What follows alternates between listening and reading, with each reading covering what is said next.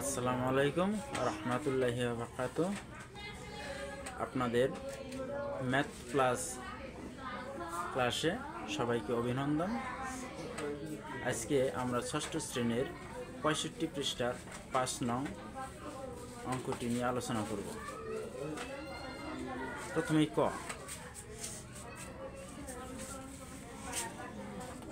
কয় 2 আর 9 দেওয়া আছে। আমরা সংখ্যা রেখার মাধ্যমে উত্তর বের করব।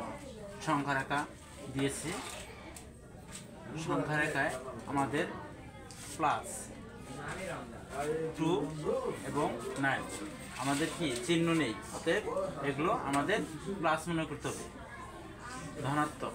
অতএব সংখ্যা রেখায় দেখাচ্ছে 9 এর অবস্থান 2 এর ডানে উত্তর।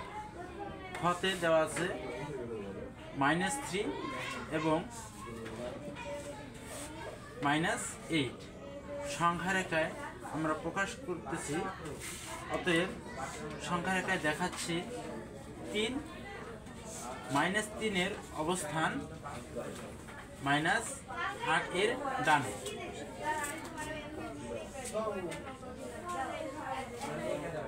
ধন্যবাদ, আজ এ পর্যন্তই।